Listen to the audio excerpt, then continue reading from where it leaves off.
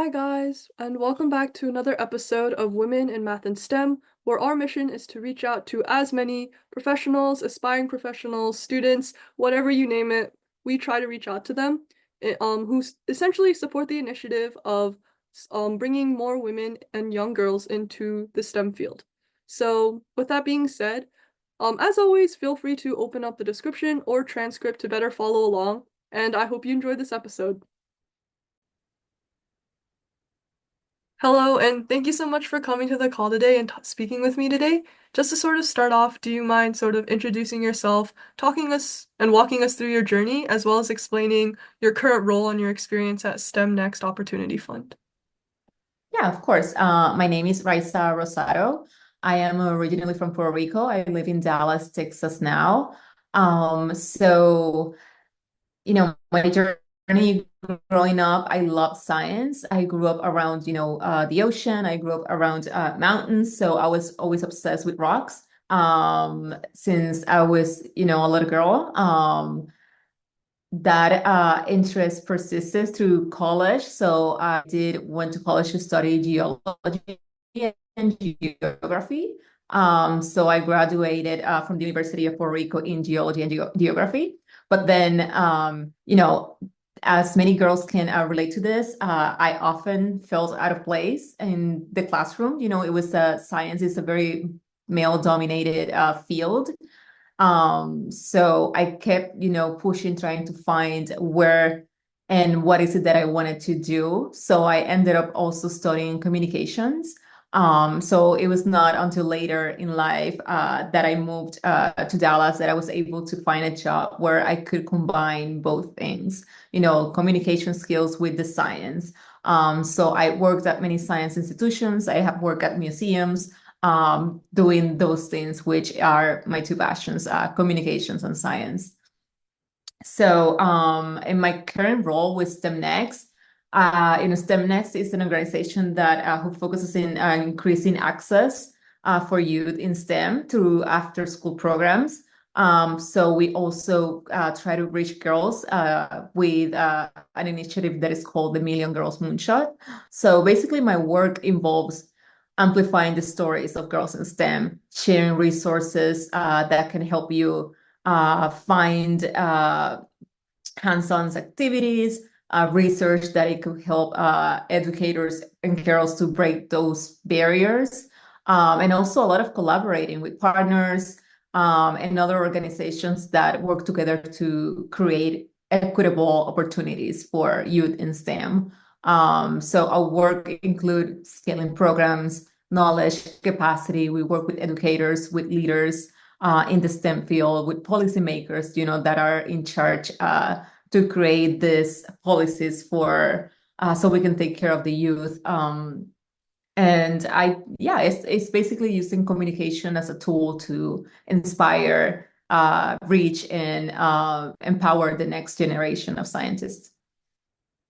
Sounds amazing. I was also wondering, since you mentioned that you like STEM Next does a lot of things from like programs to supporting students to sort of talking about policy or like trying to implement policy.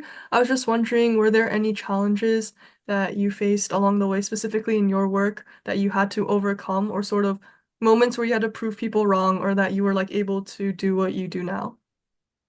Um, well, there's always challenges. I think I have been very fortunate that I work with a lot of like-minded individuals that we know how important is STEM. STEM is all around us. It's a daily thing. You wake up, you check your alarm, you wake up, you check the weather to know how you're gonna dress. So we know how important STEM is, and we know how important it is to make it accessible for everybody, and how important it is to have like that diversity of thought and opinions because STEM affects everybody. So we need everybody's input in these fields. Um, the thing that is a challenge in not only in my work but with the perception in STEM is that uh, you know, it's trying to make people convince them that the underrepresentation of women and girls in STEM it does exist, and it's not a reflection of abilities. Is the product of a lot of things from excluding their participation since a little age, to, lack of access to education and career pathways, and a lot of stereotypes. People do not understand the stereotypes can start at the very early age. It could be when a mom buys a little kitchen for a girl and not for the boy. And when a boy can get the Legos, but the girl doesn't, that stereotypes can start at that very early age. And, delivering, spreading the message out that we need to break those stereotypes. It's a challenge, but it's something that I continue to work on every day. Sounds good. I was also just curious about, since you do a lot of work in terms of like breaking these stereotypes and sort of showing people that it is possible or like there's something we need to work towards. What do you think like communities, schools, or like other people in STEM should do to sort of also like open up the space for underrepresented minorities, and also where you see this sort of gap in the future, maybe like a decade from now? Yeah, sure. So the one thing that school communities and after school programs can do is just to make STEM hands-on and relatable. As I said, STEM is on our daily lives. And one of the things that we have data that detract women and girls from going to pursue these careers is the lack of that is not relatable to them. So, I have a lot of girls that I work with that they don't know that they like fashion, but you can do science and fashion because there's science in fashion. You might like to cook. There's a lot of science in cooking. So how can we make this field relevant to women and girls? So I think that's something that schools, communities, and after school programs can do to spark their interest. Another thing that we have data that is important, it's, mentorship. Mentorship opportunities and celebrating the achievements of women in STEM through events, through media. That's a lot of what I do, is just to highlight these stories. That's an important piece of the puzzle because you cannot be what you cannot see. So mentorship and the increasing access to young girls to role models is something really important. As a representation really matters, and when you showcase these diverse role models, that's it changed the way that a girl could see themselves in STEM. I see. I was also just wondering about like any specific moments, like rewarding or like very memorable experiences you've had while working in like this field of advocacy and communication, as well as like STEM representation. Sure. Through the Million Girls Moonshot, they have a group of wonderful ambassadors that we select. We have been having this group for the past 3 years. So it's amazing. This group, the first year, there were only 16 girls. Then we went to have like 40. And last year, we have a girl from each state. So achieving that was amazing. And then seeing how the girls were like, they created their own community, their own community of support. They support each other. Some of them became friends. Some of them are going to college now and they are becoming mentors to younger girls. I think that's a success story to me. They reach out to me with to tell me about their achievements. How can we share this with a bigger audience? How can I use my own social media or my own communication tools to create awareness of these things? So the fact that they are finding our program and then go on and decide to do the same on their own and have their own initiatives, I think is one of the biggest. I consider that a huge success in my career, and I love seeing that happening.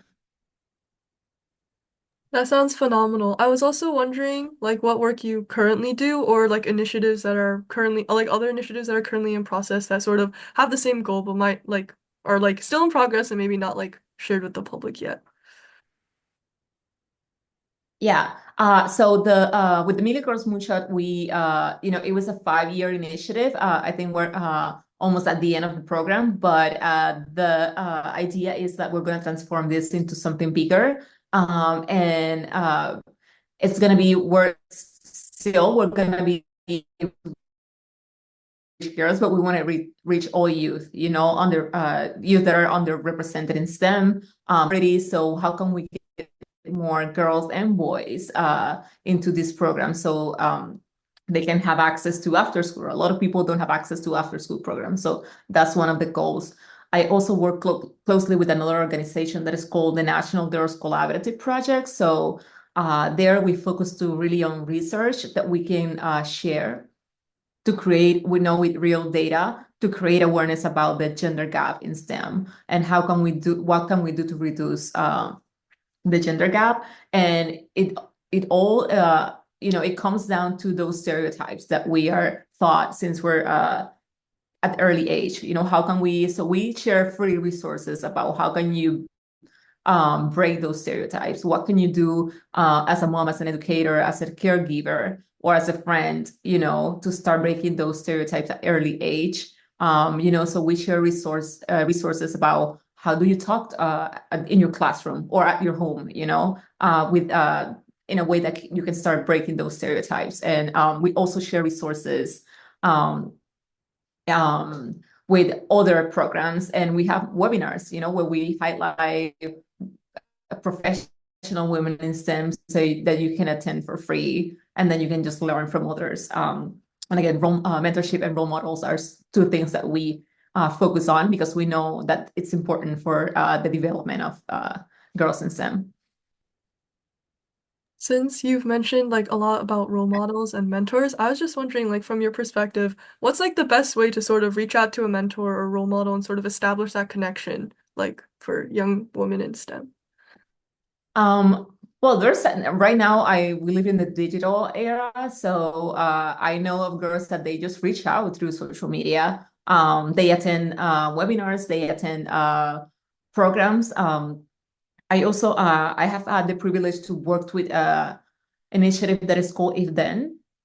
If you can see it, you can be it. So if you go to ifthenchican.org, they have like an extensive library of like women ambassadors. So these women are actually working STEM careers. And you have like scientists, you have like pilots, engineer, doctors, a variety of women in STEM. And you have their journeys, you have ways to follow them on social media, contact them so you can see what are their daily lives. So you can get, that inspires you. If you want to be a paleontologist, if you want to be a doctor, or if you want to be an engineer, following the path and careers of these women is such an inspiration. Sounds good. I was also wondering, since you have a background in geology as well as communication, how that sort of uniquely positions you to be so successful at what you do currently. Well, it's two things that I love to do. It is true what they say that when you do what you love, you don't feel like you're working. So, it's to think. When I was working at the museum, I have the privilege to, to experience hands-on science, to see discoveries in real life. And for me to be able to translate that to a broader audience that they might not know the name of the rock, but they are curious. So the fact that I was sharing that with a bigger audience, it's made me enjoy what I do. STEM, it's everywhere, but it's still such a niche thing. Like people don't think they can become scientists and engineers, and they can, So working on creating resources to break down these stereotypes is something that I love to do. And it's a success to me every day when one person is convinced that they belong in STEM. So that's a success to me. Sounds good. And then sort of to shift gears and end off, I was wondering if you had to give advice to your past self, or if you were giving like to give advice to current students now, but particularly young girls or other underrepresented minorities who may feel like they don't belong in the STEM space. Is there anything like you would like to share, like pieces of advice, like recommendations, suggestions, like honestly anything? Yeah, of course. Like first, I would say like don't let self-doubt hold you back. If you're scared, do it scared.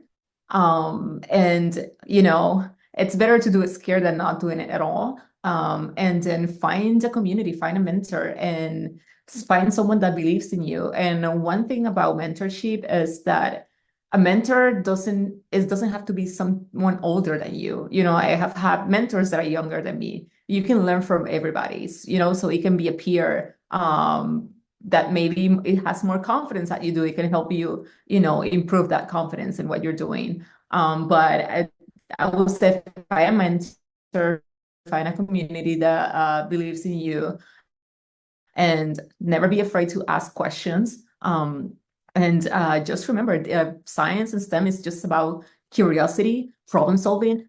Mistakes are part of the process, and failure is part of the process. So you belong here. Keep doing what you do. Be passionate about it, and do it scared. That's my favorite thing to say. Thank you so much. It was absolutely phenomenal. Thank you.